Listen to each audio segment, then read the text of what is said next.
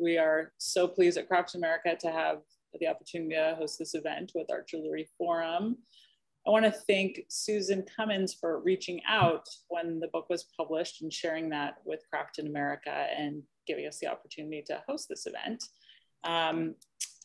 Today, we will be hearing from two of the authors of the book, Susan Cummins, who is the developer of Susan Cummins Gallery in Mill Valley, formerly, and now who oversees Rotasa Foundation and is a board member of our Jewelry Forum, as well as Cindi Strauss, who's Assistant Director, Programming and Curator of Modern and Contemporary Decorative Arts and Design at the MFA Houston. Thank you both for joining us. So again, I would just want to mention to everybody in the audience that if you want to pose questions in the Q&A after Cindi and Susan present, we will address all of those. So feel free, as questions emerge, put them in there. We'll go back and revisit, and then also address any additional questions at that point in time. Thank you again. To begin. Great. Thank you, Emily. Thank you, Yvonne. Thank you, Joan. Thank you, everyone who is here with us today. It is, I'm just going to share my screen right now. It is just such a pleasure for us to be here and to talk about this project that has been a labor of love for us for 5 years now. Susan and I are going to take you through sort of the reasons why we did this book, the methodology that we used, and of course, Damian Skinner, our co-author, unfortunately cannot join us today, but he is here in every single part of this presentation. And we're going to show you a number of images from artists who we feature prominently in the book. You've already seen the catalog cover of it, which is right here. I think or we think, I should say, it looks spectacular. And it allows us to kind of jump in and give you the opening ideas of how this book came about. I said that it's been a labor of love for 5 years, which is, for those of you who author books or exhibition catalogs, know that's really not that much time. But it started with a trip. Well, I should say, first of all, it started with Susan. And Susan was having conversations separately with both Damian and myself about American jewelry, what made American jewelry American, and wanting to start a series of publications that would really promote American jewelry. Susan, am I saying that correctly? You are. And I think we thought that we would start with monographs. And somehow or another, that led into thinking about Fred Wahl, and then thinking about Fred Wahl led into thinking about others who did work similar to his. And that led to a trip to Maine and on and on. So then we were off and running, kind of. So yeah, that's right.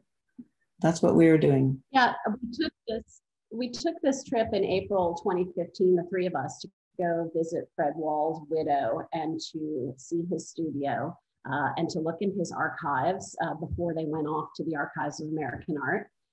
It was an incredible trip for us on a number of different levels, but what came out of it was, we're not going to do a monograph on Fred Wahl, but rather we're going to look at a lot of the issues that he addressed in his jewelry and the way he addressed them were particularly American. We weren't seeing the same kind of politically and socially engaged jewelry, particularly in the 1960s and 70s, anywhere else in the world. And that impetus to kind of then go and say, well, who else is out there besides Fred Wahl? And also recognizing that globally, but particularly in America, the 1960s and 1970s were an incredibly turbulent period with the Vietnam War, civil rights, feminism, the burgeoning environmentalism movement, that this was such a fertile period of creativity. And we recognized that in so many other art forms that were addressing these issues in narrative ways, that we wanted to see what was happening with American jewelry. That led us to a lot of artist interviews. We'll talk about archival research across the United States. We knew a lot of work was happening on the West Coast, but we also didn't want this book to be just about West Coast jewelers. So we strove to find jewelry artists across America who were working in this vein. And I would say that our goals for this project were to write a book that would tell an additional but under-researched story about American jewelry, featuring well-known artists, rediscovering artists who may have been lost to history, and also recontextualizing some artists who we know, who you might not automatically think as being part of the counterculture. And we worked together on this. You'll notice that we didn't write distinctive chapters but we wrote the manuscript together, with each one of us taking a portion of artist interviews or archival research or what have you. We also really looked at what was published during the period. And so that led us to look at some of our institutions in new light, meaning museums, galleries, the American Craft Council, SNAG, the schools where jewelry was being taught. And we really hope that this is a first step. We hope that this book enlightens and adds to the history of American jewelry. We hope that scholars will pick up where we left off and go deep into many issues that have so much more to be explored. So with that being said, we're going to start from the beginning. And the beginning, over to you, Susan. So the first artist, the two artists that we're talking about are Fred Wahl, who was in some ways the inspiration for this book. And the other artist of great interest was Ken Corey. I'm going to let Cindi talk about Fred Wahl, but I'm going to talk about Ken. Several of the artists in this book, many of the artists in this book are actually from the West Coast, and especially from Ellensburg. It feels that there were quite a few people there. Many of the people that were that we ran into that worked in this narrative way were either students or knew Ramona Solberg. So she figures quite well into this book as in addition. Ken Corey was somebody who came to teach at the Central Washington University after Ramona was there. And he had studied at CCAC in the late 60s. And he experienced some shows that were about funk. And so funk becomes this idea that his work has the spirit of in it. And funk was kind of about satire and free association. It was funny and sexy. And you can see in his work, do you want to show the two images we have of his, Cindi? Sure. The next one. Yeah. Oop, or maybe in the next one. There we go. Yeah. These two pieces show the kind of influence that funk had on his work. So the squash blossom, so the tongue brooch is a combination of what looks like maybe a tongue sticking out and some kind of cabochon in a modernist sort of design, which, by the way, he called moderne, to make fun of it. And he's making fun in a way of the idea of modernist jewelry and the sort of influence of the Scandinavians in that type of work. And everybody in this book, I think, was just trying to go on to something new, do something different, get rid of the old ways of working. And so this is a really clear sticking out of your tongue at that. He stitched he hand stitched the tongue in it, as he had also hand stitched the upholstery in the car where you saw the picture of him looking like a total hippie. So he was really part of the counterculture in those ways. On the right-hand side, you see the squash blossom necklace from 74, which is based on a traditional Hopi squash blossom necklace, constructed of 22 rifle shells, light bulbs, and a pendant made from a bent pencil. And we'll get more into the bent pencil thing in a little bit. But this is to say that Ken Corey really was fascinated by the beaded bags and clothing that he found at the reservation of the Yakima people near where he was teaching. So he spent time studying this work. And in fact, he gave his students assignment based on them, ideas that were perpetuated by the indigenous people in America, which is a very unusual thing. We didn't find really very much of anybody else doing this kind of work. But before I go on to the Pencil Brothers, I'm going to let Cindi talk about Fred Wahl a little bit, because he's definitely important at the beginning of this talk. Yeah, and I should say, and Susan framed this up beautifully with her discussion with Ken Corey. This is, our book really, if you want to get down to a sharp point, it's really 1965 to about 1980. And this is a time, especially the end of the 60s, when, as Susan said, the Scandinavian influence really reigned. And a lot of innovation was happening in American jewelry with introducing larger scale. There was a lot of metal manipulation, electroforming, really, really terrific things happening in American jewelry, but very much metal-based and not narrative-based. And it's Fred Wahl and people like Ken Corey whose work really exists within the narrative. As I mentioned before, Fred was interested in a lot of counterculture ideas. While he would not have probably identified himself as counterculture, he did travel around in a VW bus. His work was political. As you see here, Nixon, his head of Richard Nixon, and you'll see Richard Nixon turn up throughout this book and this lecture, a favorite punching bag of progressive jewelers who were looking to make comments upon world events or events that were affecting America in ways that were very recognizable to the public. The perhaps Fred's most famous piece is the brooch Come Alive, You're in the Pepsi Generation, here from 1966.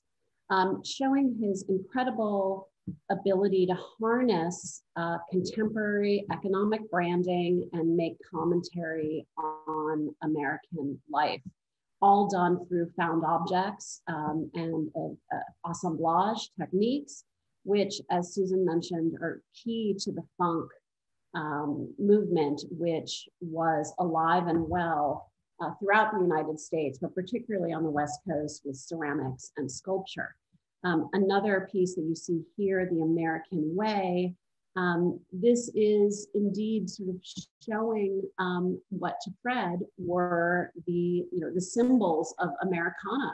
At that time, you have political symbols, you have guns, you have these kind of cultural and political touchstones that would have been familiar to people. All rendered out of found objects. His studio was truly littered with boxes and bins of all kinds of cultural detritus. And we learned that he had NPR on all the time in his studio. He was an early member of the Sierra Club. This is a man who cared deeply about the issues that were happening at that time, and his jewelry was a way to funnel his interest, his concerns, his narratives to come out into the world. And so if you wore one of Fred Wahl's pieces or Ken Corey's pieces, that was a badge that you were like-minded. So one other thing about the American way, just to go back to that, Cindi, there were a lot of assassinations in the 60s in particular. And this badge really, or this piece really refers to the killing of Martin Luther King. And you can see the bullets hanging down below. There's also a picture of his assassin and him in this. And so he had done also, you'll see in the book, sort of elegiac brooches about JFK and RFK, who were also both assassinated. So he's really, talking here about the American way is like, that's what we're doing now. We're assassinating our leaders. So here's a piece by the Pencil Brothers. And I said Ken Corey was somebody who had a particular point of view and loved playing around and punning and finding junk to do stuff with. And he found a like-minded compatriot while he was at school named Les Lapierre. And Les Lapierre was an illustrator. And so they got together and they called themselves the Pencil Brothers. And I think there was some point at which Ken said to Les, so we're the Pencil Brothers. You're lead and I'm red. Better red than lead. I mean, there was a saying, never mind. I guess that's too complicated to go into. But anyway, they joked around a lot. They did a lot of things that were very funky and based also on the sexuality that they were obviously interested in, mysticism. And there was a lot of irreverence and signing of things with numbers and kind of an inside joke and stories, which seemed to be a really big part of what they made. So this piece called Camel, which could refer to many things, including Camel cigarettes, but in this case, it's got a picture of a camel with a frankfurter on a skewer roasting over fires, but we all know another word for frankfurters is wieners, and that you put a wiener on the flame to warm it up, or in simple terms, have sex. So they loved playing around with this idea. And I can just imagine them giggling away as they were making these things. But they were also like really symbolic of what it was that they were interested in at the time. And given their youth, of course they were. So this is a Wahl plaque, which they made several of. And the outside part was made by Ken, and the inside part was drawn by Les. And that's how they worked together, spurring each other on. And we should also add here, both Fred and Ken are deceased, but Les is alive. And Susan, you and Damien did a lot of incredible artist interviews, not only with Les, but also you spoke with Ken Corey's sister. We already mentioned Fred Wahl's right. Widow, Pat Wheeler, but you also spoke with Sam Kriegman, the widower of Fred's first wife, Kathleen Kriegman. Well, and Les Lapierre is still alive, and we talked with him a lot. So, we talked with Marilee about Ken, and so we talked to everybody that knew him well and that is still alive. We visited his sister, saw his books that she had kept, and we talked to everybody that we knew. Nancy Warden we talked to. So, I mean, anybody who had gone there and that we could find, we would talk to. And that's really true of, you know, our research all along. We spoke to a lot of people who aren't necessarily featured in the book, but also who were active participants in the jewelry as well as larger art fields from that point. And you know, one of our goals is that we wanted this book to be very readable, to have a tone that was accessible, that was like storytelling. But it was researched in a more academic way. And so that was something we really, that voice we really strove for.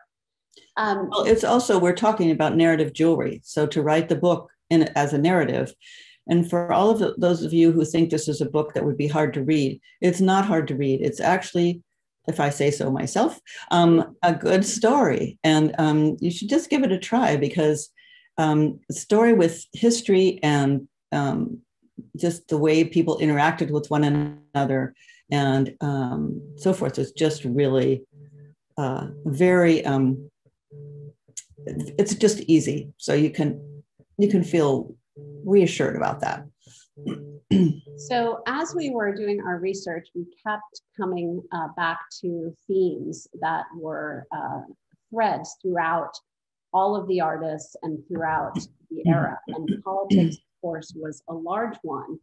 And we would, you know, have these bi-yearly in-person kind of think tank meetings in addition to all of our Zoom calls, in which, you know, we would do analog things like write down various themes and sub-themes on note cards and, you know, sort of mix and match to, you know, to having really incredibly in-depth philosophical discussions about the period. And we also engaged with art historians who were very active and who were actually, you know, significant names in other fields such as photography and modern and contemporary art. But politics, we kept coming back to. And so there is a major theme of the politics of American jewelry. And politics can mean a number of different things. One of the big strains was work that actually dealt specifically with the politics of the time. As a reminder, you know, Nixon being president. This is a pendant by Don Tompkins, who was also came out of Central Washington State University in Ellensburg, taught there along with Ramona Solberg, goes to New York to do a degree in teaching at Columbia, and becomes influenced by pop art in particular that he is seeing there in 1968, 1969.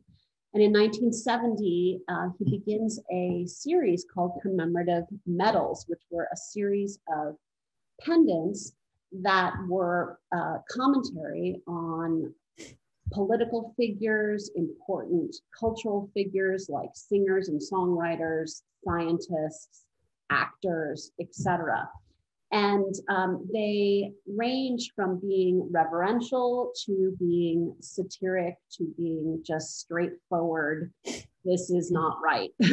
And Nixon, Bring Us Together, the pendant that you're seeing here is one of those just straight on, I want to call attention to the really bad things that are happening in this country. And so on the right-hand side, you see a photograph by John Philo of Marianne Vecchio kneeling over the body of Jeffrey Miller with the Kent State shootings. And Don Tompkins has actually used a newspaper clipping of that image, which you see of Marianne Vecchio with her hands spread out there in crying in horror. He's paired it with a Mickey Mouse figure, sort of having a similar arm gesture, though in this case, Mickey is trying to welcome people and bring people together as he does at Disney World. But here, Tompkins is using Mickey for Nixon, and with his use of text, bringing together here he is really showing how Nixon is bringing people together in the United States, uniting them with grief rather than, and against the war, rather than uniting them for the war or any of his other policies. This too is an assemblage very much within the funk style, but Tompkins is known as one of the first jewelry artists to really bring text into his work. And everything here that you see with any metal is handmade as opposed to necessarily bringing together found objects. So he's a key figure in our book as part of that lineage. Susan, do you want to introduce Evangeline Montgomery? Yeah, Evangeline Montgomery was really a fascinating person to discover. I think we discovered her through realizing that there was a show at Mills College that was called California Black Craftsmen. And she curated that show. That was in 1970. And working sort of backwards from that, it turns out she also attended CCAC at the time. And she was involved with the Oakland Art Museum as an art consultant on their staff. Then she did independent shows. She did a lot of exhibitions, actually, but was really sure to include craftsmen in her curatorial work. And there were lots of things going on in the Bay Area that were sort of the results of the civil rights movement. And besides the Black Panthers, there were lots of publications and galleries being started and all kinds of things that dealt with Black artists. So she was very involved with all of that. And with her skills that she learned at CCA to make things, she also decided to make these two boxes, which are ancestral. They're referred to ancestral boxes based on African reliquary containers that contained the ancestors for the living. So she did one in called Justice for Angela, about Angela Davis, who was a Black Panther who was arrested for her work with the group in a hostile takeover of the Marin County courtroom where 4 people were killed. And it's got a symbol for justice on the top. And the other box is called the Marcus Garvey box, also known as red, black, and green, which is an ancestral box that honors Marcus Garvey, who is a Jamaican-born, thus the colors, activist, journalist, and organizer. So these were 2 people that Evangeline highly regarded. And she made these to keep the memories of them close. I didn't get a chance to ever actually talk to EJ, but there's a lot written about her. And I communicated with her through her niece. She is still alive, but she's very old and not all that communicative. So that was the best I could do. But we went hunting for African Americans that were part of the crafts movement at the time. And Cindi, do you want to talk a little bit more about that? Sure. So I just would say that, Evangeline Montgomery is well known within the curatorial and artist community. She didn't make a lot of metalwork, and her work as an artist in terms of this is very rare. So we're thrilled to be able to include it. But it did lead us, and throughout our research, we kept saying, where are the African American artists? We already knew about Joyce Scott, quite obviously, and EJ.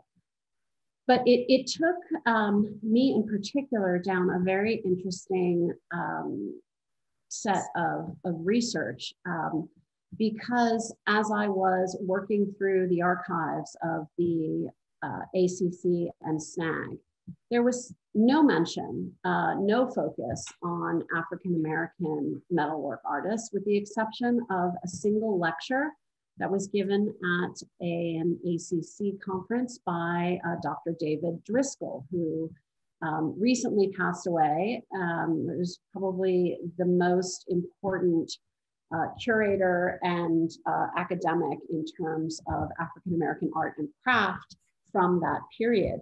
And about 6 months before he passed away, I had the chance to interview him and Alvia Wardlaw, also an art historian who was one of the founding directors of the museum at Texas Southern University and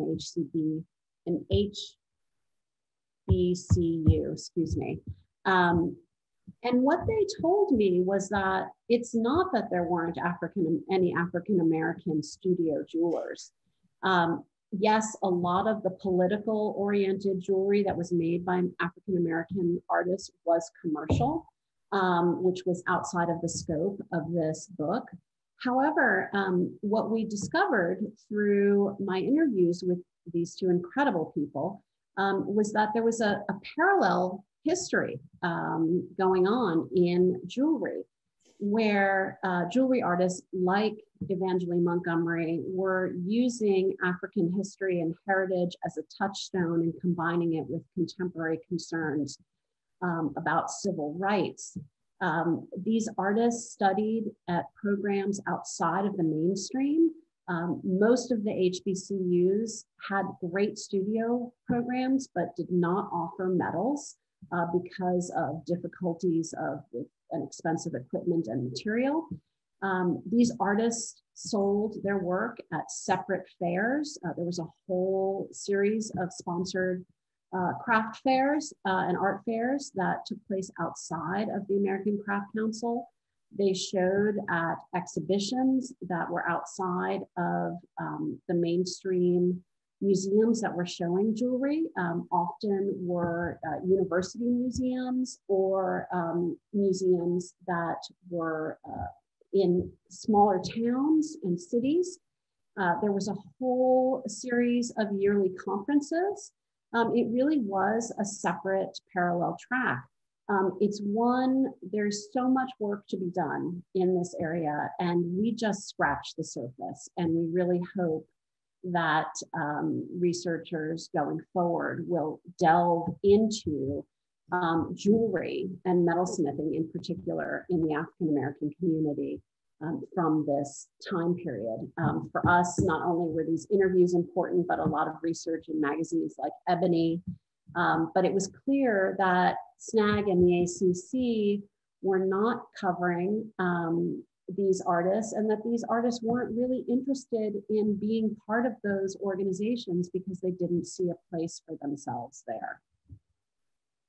So fascinating history that we, again, we're so happy to bring forth at least a sketch of it in the book. Moving on in terms of some of the artists who, again, would not necessarily identify themselves as counterculture. When I interviewed Richard Maudsley, whose work you see here, he absolutely did not define himself as a counterculture figure. He was anti-war and did make one series, the War Protest series, 2 works that you see here.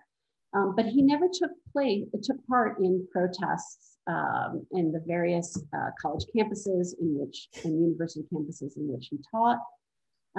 Here we have 2 works that are pretty straightforward in their opposition to war. The tank on the right-hand side, this necklace, the head of Richard Nixon in this very intricate constructed necklace that is based on his investigations into hand-cut metal tubing, an interest born from his childhood spent on rural farms with family and seeing all of the farm equipment and that industrial nature, but every single bit of this piece, including the chain, was all handmade.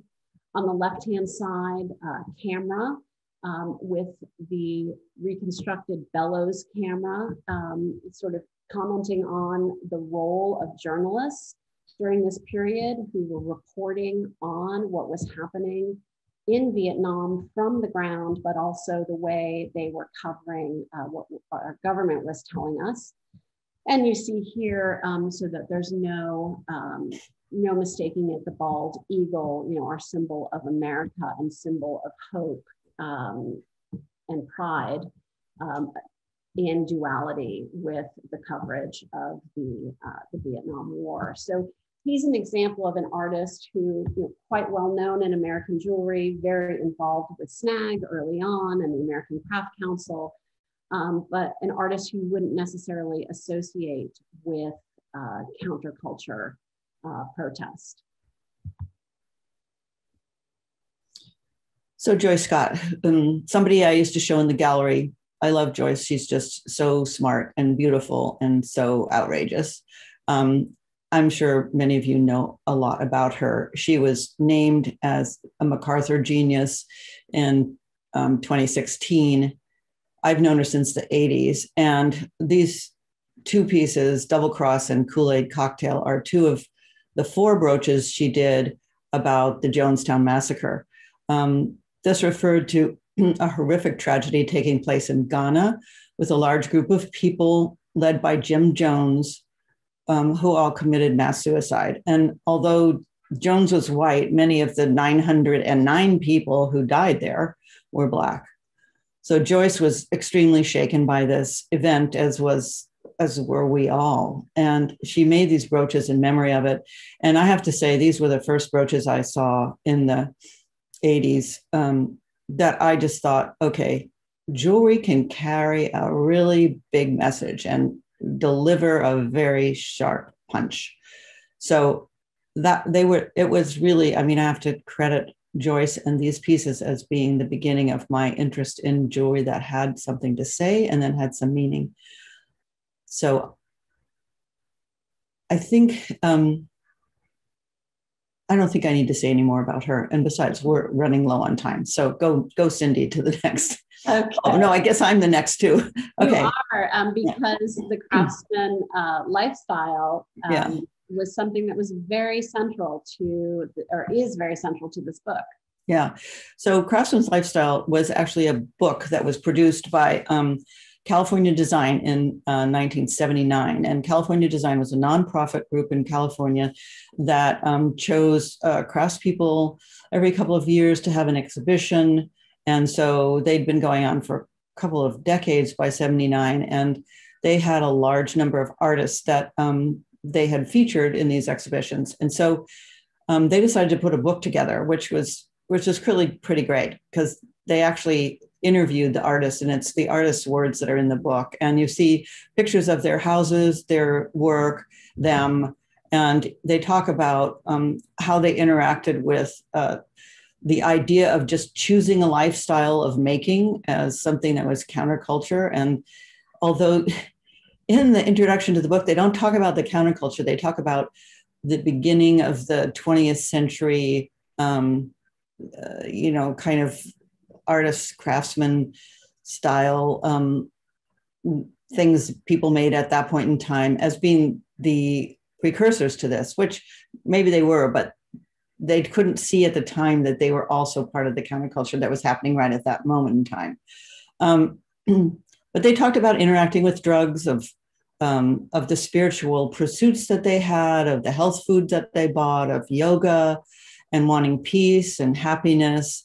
And that's really what they were after. They raised political and social issues, plus, of course, the technical problems they encountered. But they were basically leading a counterculture life. And they talked about how the marketplace was developed like a country fair, or like any kind of marketplace given, for millennium back from the earliest civilizations. They would just have a place, everybody brought their goods, they'd set up a tent or a stand, and they'd sell their work. And this was the basis of the ACC fairs, the Renaissance Fair. And that's the way in which artists tried to avoid the corporate marketplace, which they were very intent on not participating in every way possible. And so making things by hand was not according to the way a corporation would do it. Selling things in an old-fashioned, long established marketplace like the fairs were all very purposely chosen as ways to avoid being part of the culture. And I just want to say in the picture on the right, you can see Carolyn Kriegman, who's at one of the ACC fairs in her booth. Pretty fancy, but good. Okay, go. Okay, it's me again. William Clark. We saw his police badge earlier, and he was definitely involved in political and social protesting and making statements in his jewelry. I couldn't interview him either because he died in 2008, but I did have numerous emails and interviews with his close friend, Diane Kuhn. He was living also in Oakland and he studied at CCAC for just part of a year, actually, I think, before he decided he knew enough already. But he set up a small studio and he started showing at the fairs around the area. And he made these really kind of wild ornamentations. They're jewelry oriented in the way they're made, but they're just these fantastical things to wear. He often collaborated with dancers to perform with them on. And here you see a group of his friends, or maybe even him and some other people in Muir Woods, which is in Marin County. And, they're performing as strange, fantastical creatures. And then here's a picture of William himself with his antlers on in a bubble.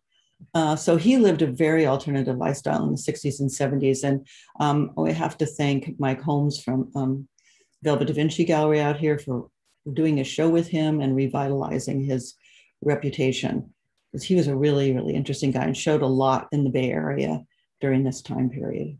Yeah, we saw, his name kept popping up in reviews of exhibitions, Bay Area exhibitions in Craft Horizons.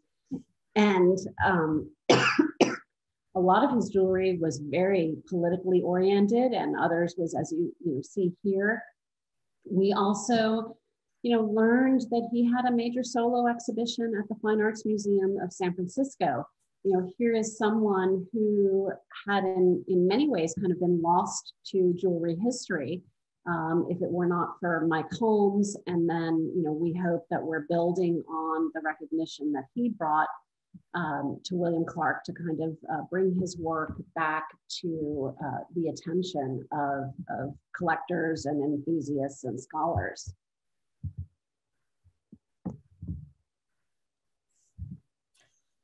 So another counterculture person that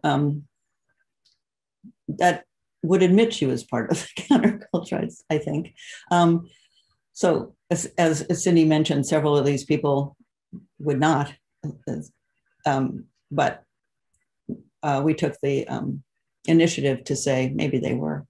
But Linda Watson was somebody who lived in Long Beach, went to school in Long Beach, lived and grew up in Southern California, and was somebody who shopped at the Goodwill, and probably that's where her blazer and her turtleneck and her jodhpurs and boots might have come from. She's also smoking, strange thing to think about these days, but very much of the time. She looks very elegant, and yet perhaps all of her clothing came from the Goodwill. A lot of people shopped in those kinds of secondhand store places during this time. First, because they didn't have any money, which she didn't have when she was going to school.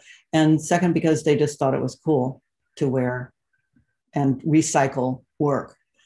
The landscape on the right, the necklace on the right is called Landscape, and it was produced in Objects U.s.a. In fact, many of these jewelers were in Objects U.s.a. It was a hugely important book, and is also a great resource for anybody covering this period of time. It's a sort of a dreamy, drawing of, you know, a landscape with waves and birds and sort of abstracted things. But she needed a fantasy and escape at the time in her life, and this was what she made. I think she was just in school still, and this is part of her master's degree. She didn't smoke dope, at least not very often, or she tried it but didn't like it. But she has lived her life with a very clear conviction about the rights of women, environmentalism, and the freedom to choose a different lifestyle. While she was in school, she was also part of a workshop called the Mercury Head Workshop, where she served a gay clientele in the area that was located in Long Beach. It was the gay part of town. And so she made rings and other jewelry for the gay clientele. And she was quoted in Craftsman's lifestyle book as saying, "I don't try to sell anything. In fact, I don't even show much. My work is for myself, and often it's just put away when I'm finished, except when I wear it."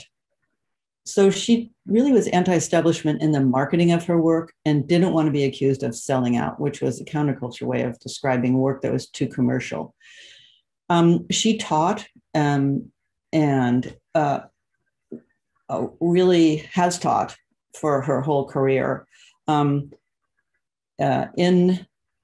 Aptos at Cabrillo College. And she really was a very dedicated teacher, and I think didn't make a huge amount of work for that reason. It was a community college as well, which doesn't have the stature of some of the colleges that other people taught at, which maybe is why her work, not only because she didn't want it to get out there, but because maybe she was a little bit more modest in every way. But she was a great figure who lived her life as a very counterculture person. So I'm going to try and kind of speed up a little bit. Yeah, we're dragging here. You know, another person who really kind of lived their life as a counterculture person is Jim Cotter, who had a varied career before he found himself in Vail, Colorado. He's another example of an artist in many ways like Linda Watson, who had a career of duality. He made exquisite wedding rings and other types of rings to pay the bills.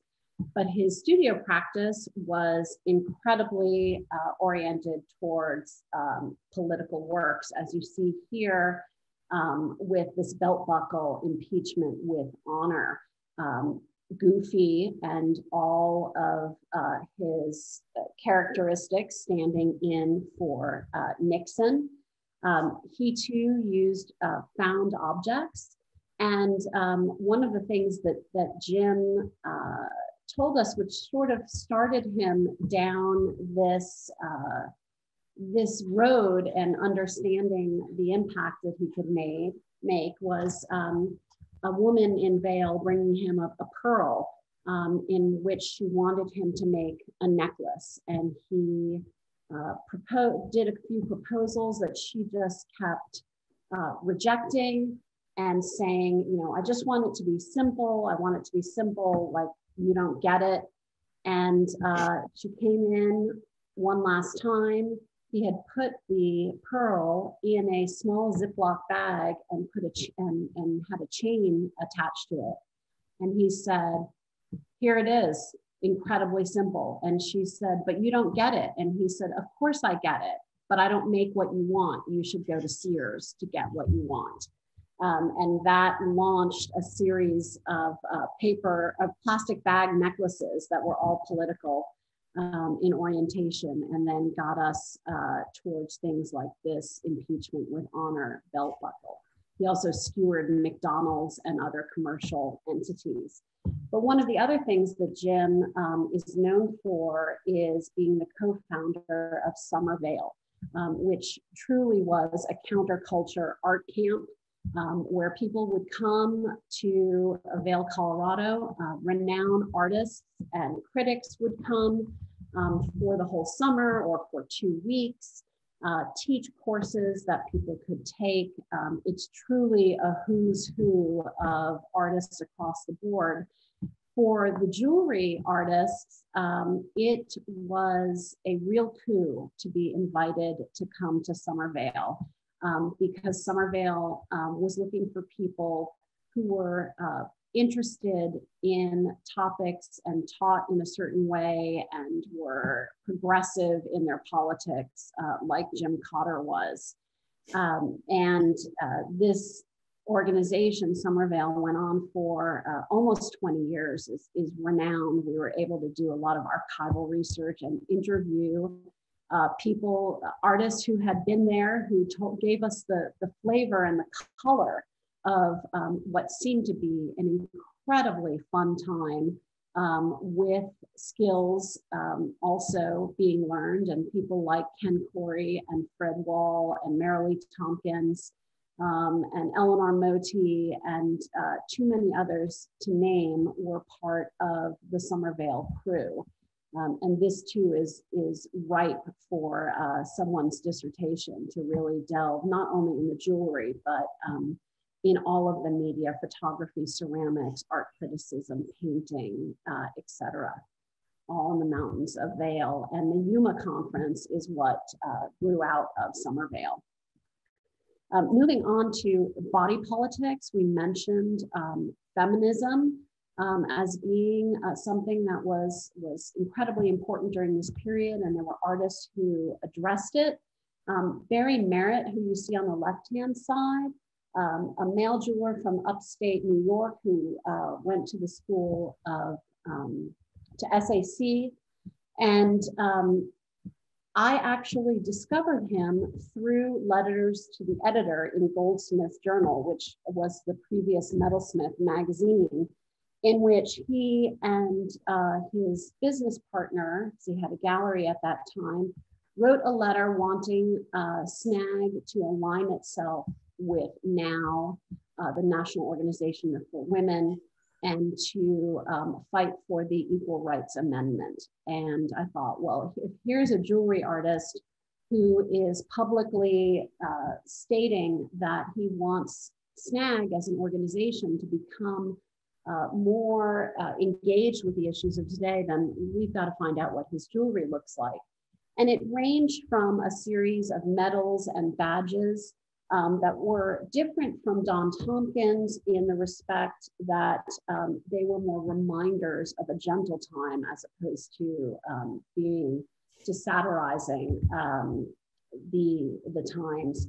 But what you're seeing here, Wonder Woman, is a series of body torso works that he made.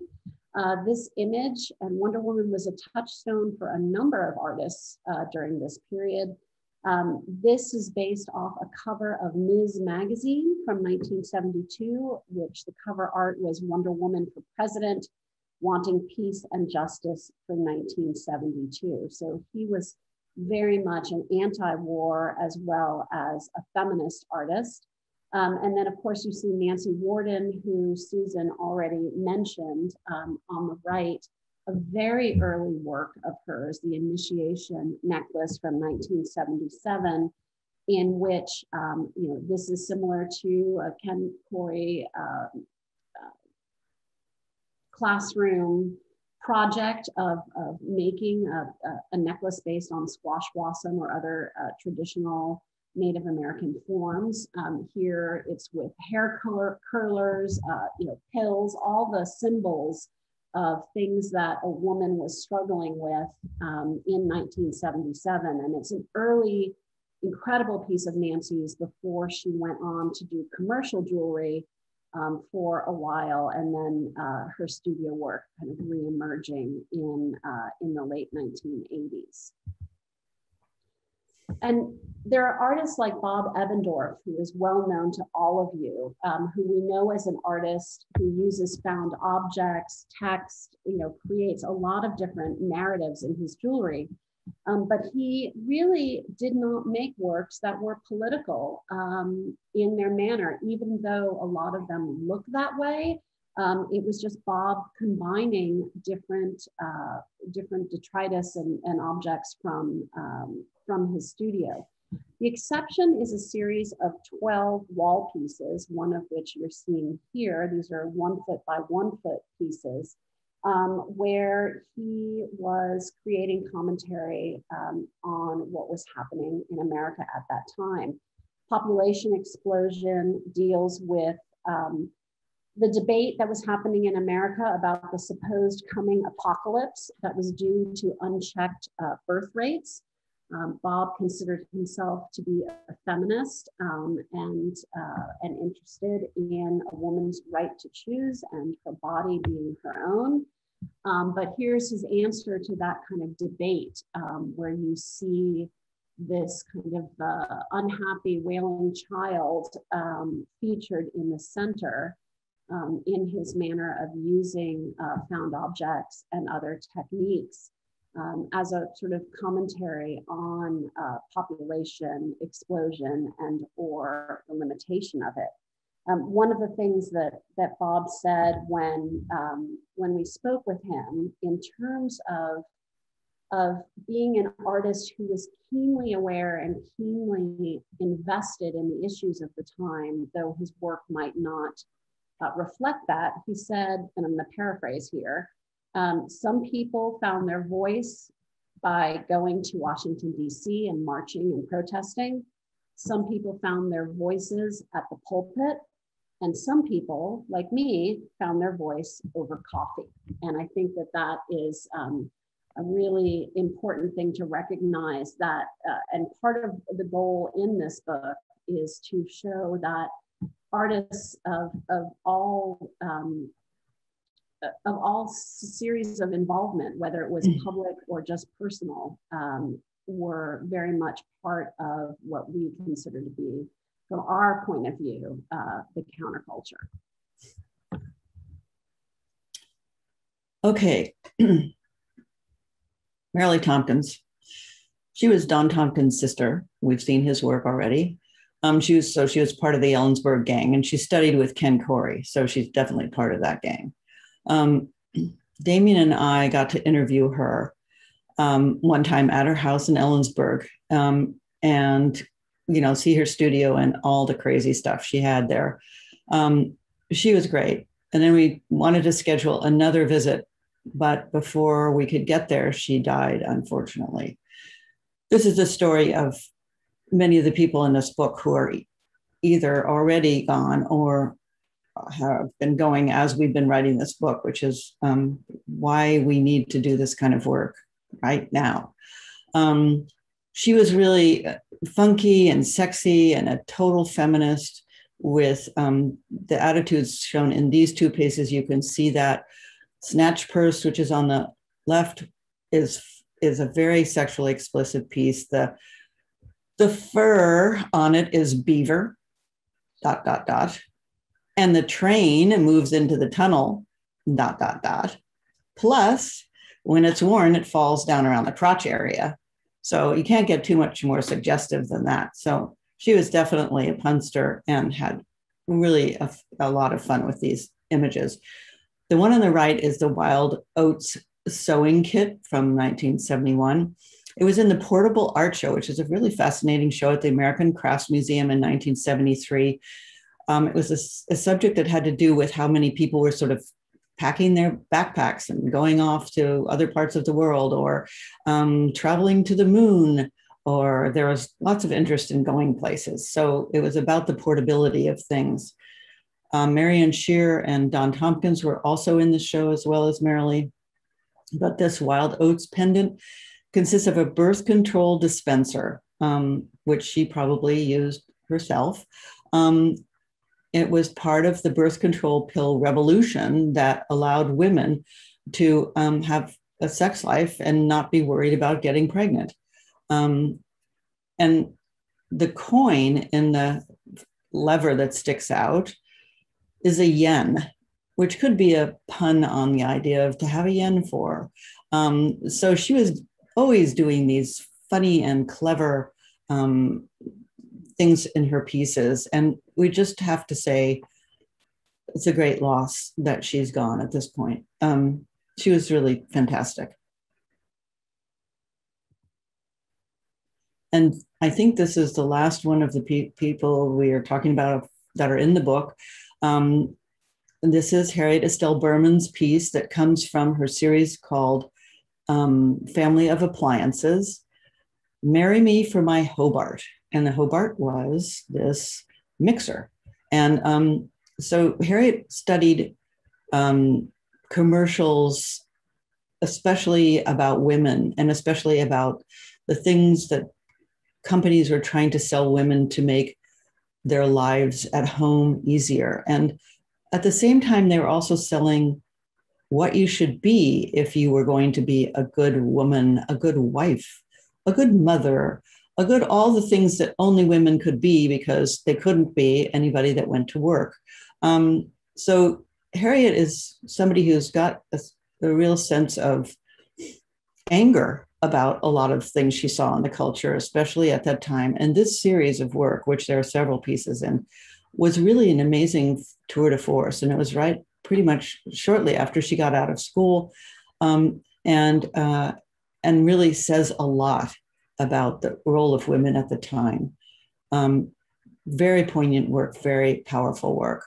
It's not jewelry, but it's made by a metalsmith. So that's how it's qualified to get in here. In fact, there's several things in here that aren't jewelry, but anyway, it's a really great series, and it tells a lot about the time frame. She even did a little commercial for it, and a little video, which at the time was really outrageous. So she was ahead of her time, and now she does work based on recycling, which she's done for a very long time. Again, sort of ahead of the curve on that. And important in terms of environmental issues as well as this one in terms of feminism. So we're going to just finish up here with one thing that we talked about for a long time was where should the book stop? And because we are all very aware that this type of narrative jewelry, making commentary, it doesn't just stop at any given point. And I'm just going to show you a couple of images now of, I'm not going to go into detail because we're out of time, but people like Susie Ganch, Iris Eichenberg, and Jimena Rios, and Tiff Massey, just three of the many contemporary artists doing work in this vein today. We decided to stop at our narrative for this book at the early 1980s. For us, AIDS was the demarcation. There was a tremendous amount of jewelry that addressed the AIDS crisis, and that was a sort of a book unto itself. So we made the decision as authors to stop before that, and thinking that, again, of course, there could be other books and other papers that would go forward. So I want to sort of end with that, just to explain why we stopped where we did. To again, thank everybody. Sorry we went over a little bit. There's so much to cover. Obviously, we only scratched the surface in terms of what we covered in the book. And we were not able to talk about all of the artists that we cover in the book. So we hope that you will pick it up. Making a shameless plug to purchase it from the MFAH bookstore or your local museum shop or an independent shop. We know you can get it on Amazon, but buying it at these places helps support the programs that we put on.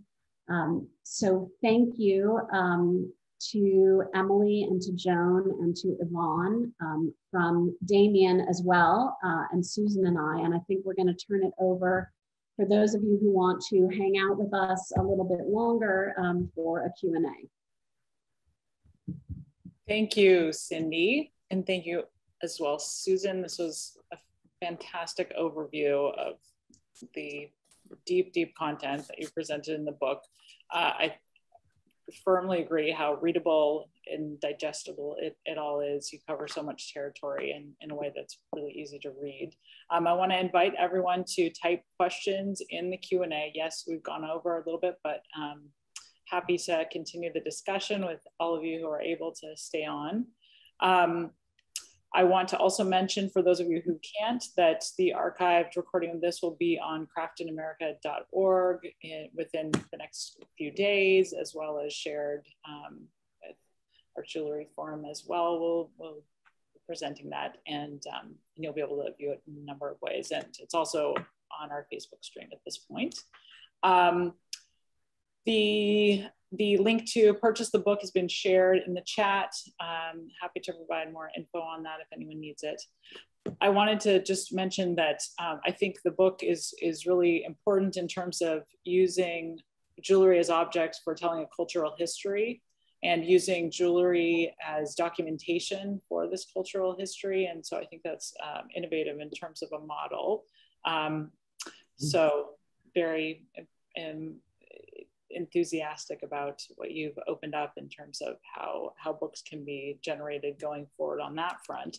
And I'm curious about one aspect that is covered less within the book that you could maybe address to some extent, which is the perception and reception of jewelry during this time.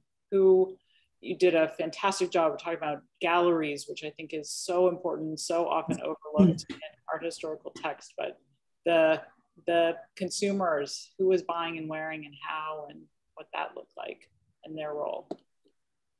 We do have a couple other questions popping up, but start with that. If there's Susan, do you want to start with that?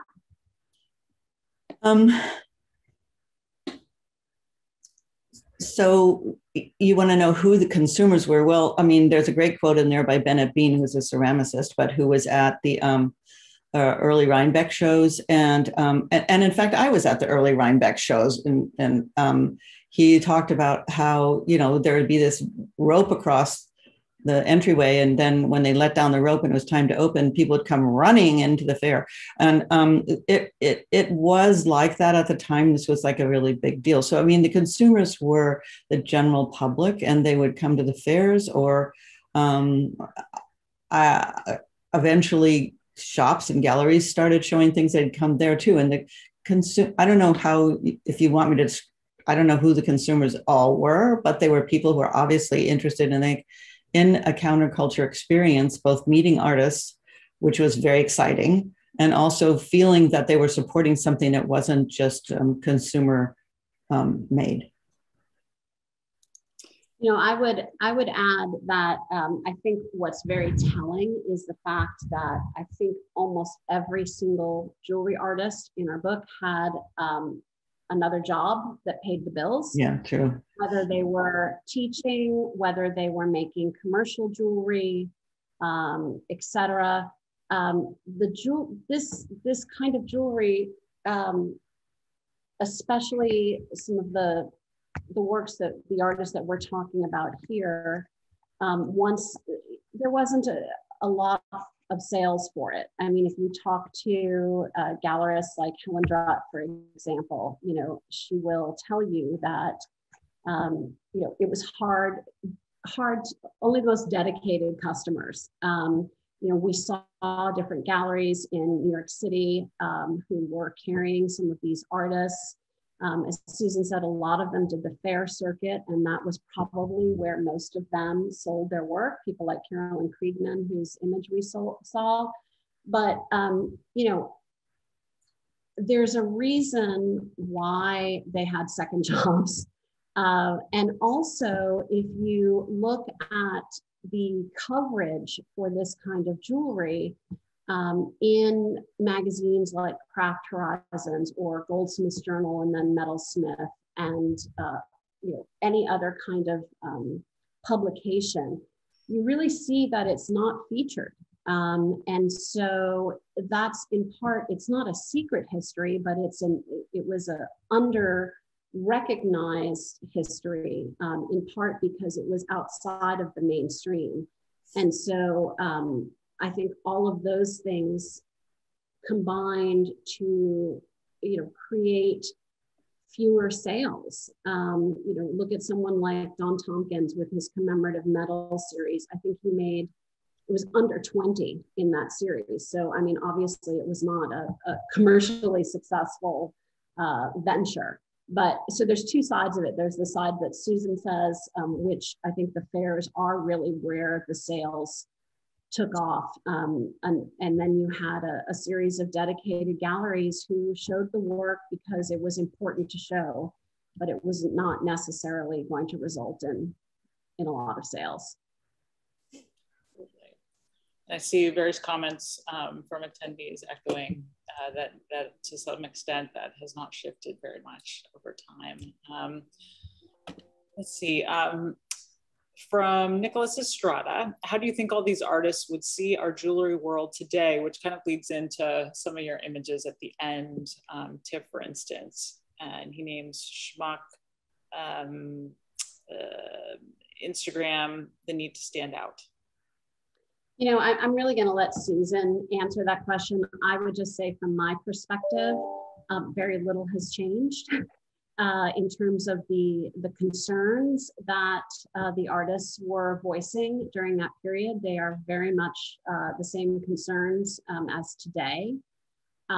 There's still an issue with the marketplace. I think that to me, there's more of a reception for narrative jewelry today than there was back in the day.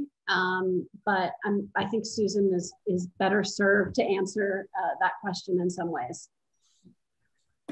You know, what would they think? Well, it'd be certainly a lot easier to communicate with each other. I mean, if you're talking about Schmuck and Instagram and things, I mean, they had to travel literally to these different places. They had to travel to see each other. They had to write letters to see each other, or maybe make a phone call, but they didn't have cell phones.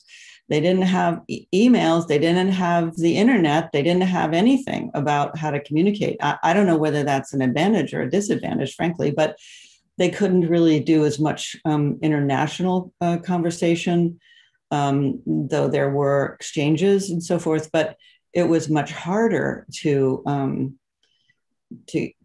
communicate. And I think, you know, that would have been a welcome addition, I would guess, to their lives.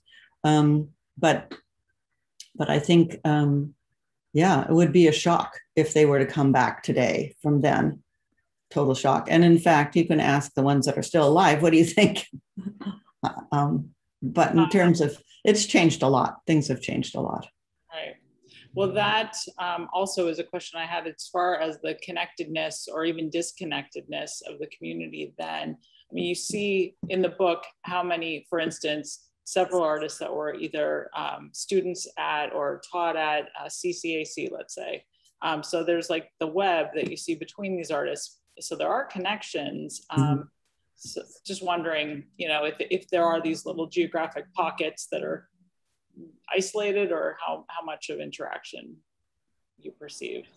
Yeah, there were definitely geographical pockets, but I think people did get around. I mean, you know, and people did have, at universities where most of these people were actually working, they would have exhibitions in the galleries at the schools, and they would invite people that they'd met, say at Somerville, and they would hear about people, and they would invite them to come, and people would come and they would, you know, get to know each other and get to see their work. And so I think, you know, they tried to reach out across the country, but the real activities, I think, were more locally centered or organized. You know, I think there were also a number of, you know, as students said, not only lectures, but demonstrations. You also have the role of places like Haystack and Penland, the craft schools that would bring together artists during the summer. So someone like Fred Wahl, you know, would help to bring in a number of different jewelry artists to teach at Haystack. You know, the letter writing, the trading of slides, the meeting at conferences, small and large, was the way that people stayed connected. And in some ways, I would argue that the friendships and connections, professional as well as personal connections, were much deeper than they were today, because you had to take the time to write a letter. You had to take the time to have a phone call, and it was an hour, 2-hour phone call at a time when calls were expensive, as opposed to a quick text or a quick email message or you know, a lot of the ways that we connect today, I'm not suggesting it's only superficial, but it can lend itself to superficiality much more than the modes of communication from the past. So another thing I'd point out is that I think Penland and Haystack are also good examples, and any of the workshops people had, or good examples of the alternative way of people passing on their skills and their ideas, because they weren't part of a traditional university program, like Somerville was not either. Right, or the craft fairs, the ACC craft fairs were a great place for making connections, meeting the public, but also having time to connect with your fellow artists. Exactly. Also, in terms of kind of the interconnectedness or overlapping of artists, even beyond jewelry, and you do delve a bit into this in the book, but influence from other artistic movements from that point in time and other media. I believe it was Keith Lewis who mentioned funk in one of the chat comments at some point during the presentation, but, and you have a chapter on funk, taking inspiration from these other fields. If there's anything you'd like to elaborate on that front.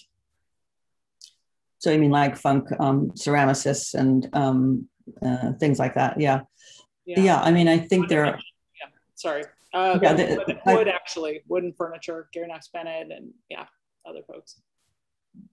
Yeah, there was an influence for sure. I mean, I think that, you know, they were looking around, they were paying attention to things. So, and they were talking to other people in their areas about things that they were seeing. So for sure, there was influence, especially, you know, about funk. You can see it for sure. Well, and I also, just to add, you know, I always say that artists who specialize in the single media don't work in a vacuum. They are aware of what other people are doing in other medias, the larger issues of the art world. You know, there were a series of standard questions we asked all the artists that we interviewed. We wanted to know, like, what magazines they subscribed to, where did they get their news from, what kind of music did they listen to, you know, in addition to things like, did you protest, you know, et cetera, et cetera. And, you know, we found there's a lot of commonality there. And one of the other things we did, and at one point, again, it just became kind of too much to tackle in one book, but I mentioned that we had a day-long sort of think tank with Ann Tucker and Linda Shearer. Ann Tucker, legendary photography curator, now retired, who was very active politically, as well as, you know, in her curatorial practice, and Linda Shearer, who was a curator at the Guggenheim during those periods. And they took us through a deeper dive into many of the things that we were aware of in those fields, and our interest, the seminal exhibitions, understanding what they were, so we could kind of track how aware the jewelry artists were of them. And they were aware, especially the ones in the major cities. You know, the East Coast, the New Yorkers, the Philadelphia, the New Jersey artists, the upstate New York artists. You know, the West Coast obviously was such a major place, San Francisco, Los Angeles, Seattle. So it's more than just the funk movement. I think that all of these artists, especially ones who were in university environments and had connections to professors in other disciplines, but just in terms of the kind of information they were paying attention to and consuming. On the art side, they were very, very much connected and aware, in the same way that they were connected and aware of the news. Excellent. Actually, follow up on that from Keith Lewis about the dissemination of funk towards the East Coast. Would you like to speak to that? Well, I think, you know, I'm sure that the East Coast was aware of funk. There was you know, I know there was a show of I think it was 6 potters in one of the major museums in New York that included, I'm sure, Arneson and other people that work in the funk mode. And so, yeah, they have to have been aware of it. I mean, if they were looking at things. But I think it had much more of deep roots on the West Coast. I really don't know the real complete answer to that question. Even, yeah, it's, you know, I would just say that the resonance of the ideas, I think, even of what funk represented, you know, how that transferred there. And you did see the work of funk jewelry artists on the East Coast. So, you know, if we look at the Museum of Contemporary Craft, they did show Ken Corey's work and showed Fred Wahl's work. Some of the galleries also showed that work. It's where you have the East Coast is where you have Don Tompkins seeing pop art, and you know, bringing that back into his work, combining it in sort of a you know, an Ellensburg funk, if you will. So there's, but the thing I would say again, whether you're talking about funk or any other kind of larger artistic influence on jewelry of that period, is that this is not the jewelry that you were seeing at the yearly SNAG conference show. You were not seeing it featured in Craft Horizons unless it was a profile on Fred Wahl. You know, really Fred Wahl or Ken Corey or Ramona Solberg are the ones who are getting the most kind of national press. I don't think there was one article or citation on Jim Cotter, for example. You know, Joyce Scott, obviously, you know, at the time, a lot of the university museums, small university museums are where this work is showing. There were almost no catalogs, but sometimes small little brochures, which thank goodness the American Craft Council Library and the Archives of American Art have a lot of those. But it was not easy to see this work. And so that's why, in part, it's hard to answer this question as to where you saw the influence X, Y, and Z. It was certainly there. It was a largely, I think, a word of mouth or eye to eye kind of thing. Sandra Sherman's asking Damien's perspective, and as a foreigner. I hesitate to try and give Damien's perspective on this. I mean, you know, just to say that American history is something that everybody outside of America seems to I guess it could know. It could be folded together with your publisher, their perspective on this American art historical chapter.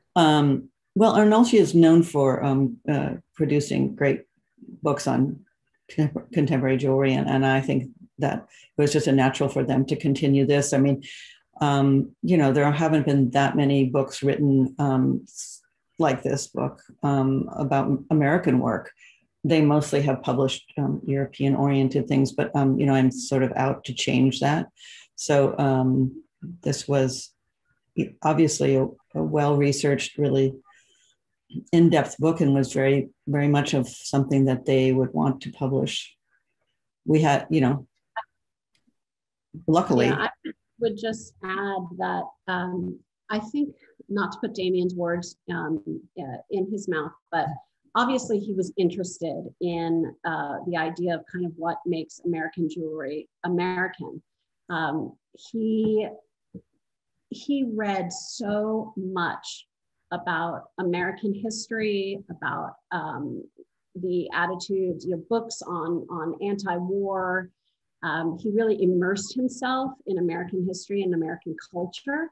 And I think, you know, learned a lot. And it was also very interesting to have someone from an international point of view, looking at that kind of history. Damien is a few years younger than I am, which is to say that neither of us lived this history as you know, anything other than children.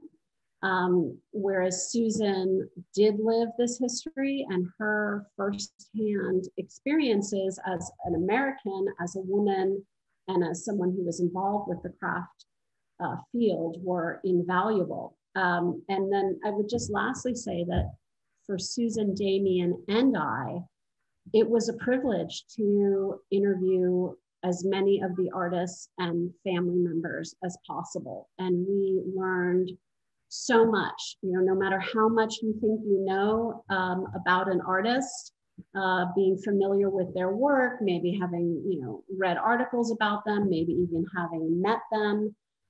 When you're doing the type of interviews that we did, which were specific to this topic, when we wanted to know, you know, was there politics discussed over the dinner table when you were growing up? It's not, we didn't do interviews in the same way that the Archives of American Art do interviews. We just learned so much, and Damien, I think, got so much out of that experience. You know, he's really an artist's art historian, if you will, you know, capable of looking at big picture. But my impression, and Susan, you guys did the interviews in person, but just together, but he really, he was a driving force in this project.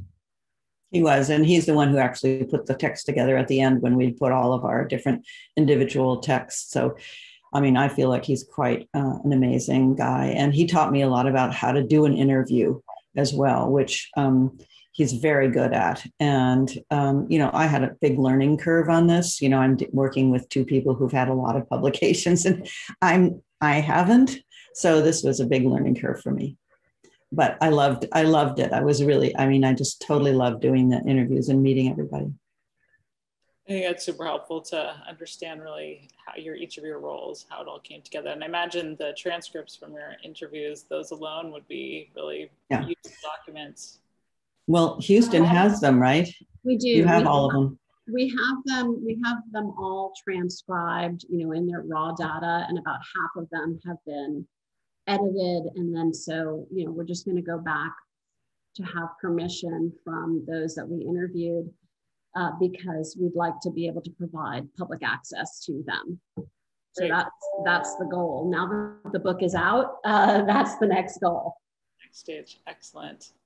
Okay, thank you. Well, we are far over at this point. Yeah. Sorry, everybody.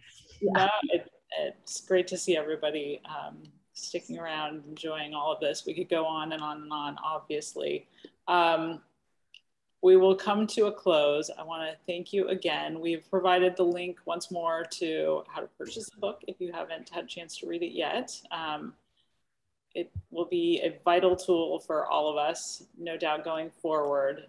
So thank you for producing this book. Thank you for giving us this insight to how it came together today. It's been a pleasure. And I also want to thank, again, Yvonne Montoya from AJF for helping us put this together. And Emily, will you just put in the chat for everybody? I think people know, but, you know, Craft in America and Art Jewelry Forum, two amazing organizations. If you're not members or supporters, please become one, because not only these programs, but exhibitions, conferences, the whole 9 yards, our field would not be what it is without them. So do consider going to their websites and you know, joining and supporting. Thank you very much, Cindi.